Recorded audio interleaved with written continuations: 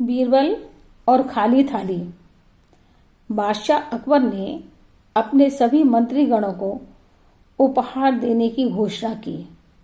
घोषणा के अनुसार सभी मंत्रियों को अच्छे अच्छे और महंगे उपहार मिले, जबकि बीरबल, जो कि बादशाह के सबसे प्रिय मंत्री थे, उनको खाली थाली क्यों मिली?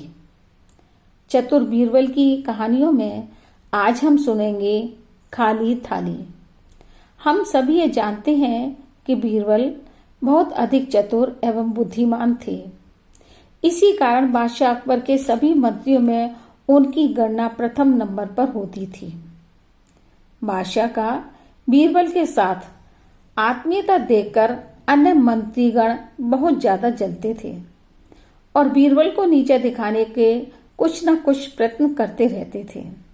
हालांकि हर बार अपनी मुंह की खाकर रह जाते थे, पर लातों के भूत बातों से नहीं मानते हैं।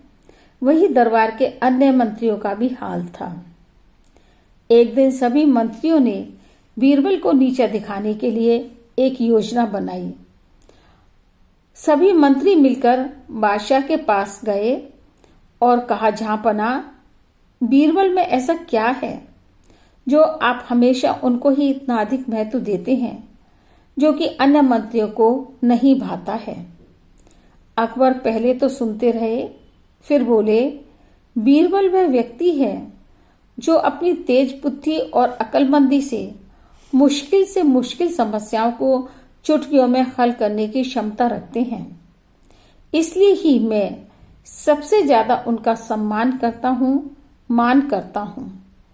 अकबर के मुंह से बीरबल की तारीफ सुनकर मंत्री और भी अधिक जलने लगे। फिर बादशाह से बोले, बादशाह, एक बार बीरबल की परीक्षा तो ले ली जाए। अकबर तो जानते थे कि बीरबल हारने वाले नहीं हैं, परंतु अन्य मंत्रियों के मुंह बंद करने के लिए उन्होंने परीक्षा लेने का मन बना लिया।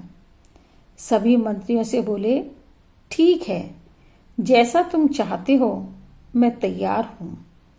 अब बादशाह अकबर एवं मंत्रियों ने मिलकर एक योजना बनाई। योजना के मतानुसार अकबर ने घोषणा कराई कि हम सभी मंत्रियों के काम से बहुत प्रसन्न हैं, इसलिए कल सभी दरबारी उपहार प्राप्त करेंगे। उपहार एक कमरे में रखे होंगे। जिस व्यक्ति को जो उपहार पसंद आए वह वहां से उठाकर ले जा सकता है। दूसरे दिन सभी दरबारी योजना के अनुसार पर समय से पहले उपहार कक्ष में पहुंच गए और अपनी अपनी पसंद के उपहार ले आए। सबसे बाद में बीरबल वहां पर पहुंचे तो देखा सारे उपहार तो वहां पर खत्म हो चुके हैं, केवल एक साधारण सी थाली शेष बची है।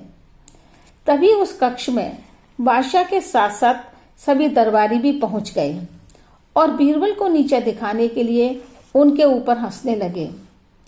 बादशाह एवं मंत्रियों को इस तरह हंसते देखकर बीरबल को सारी कहानी समझ में आ गई और बीरबल ने भी जोर जोर से हंसना प्रारंभ कर दिया। बीरबल को इस प्रकार जोर जोर से हंसते देखकर बादशाह एवं सभी मंत्री स्तब्ध रह गए। बादशाह अकबर को बीरबल का इस प्रकार हंसना और अधिक बेचैनी पैदा कर रहा था। अतः बादशाह अकबर ने बीरबल से पूछा, आप इस तरह क्यों हंस रहे हैं? हम सब तो आपकी लाचारी पर हंस रहे हैं।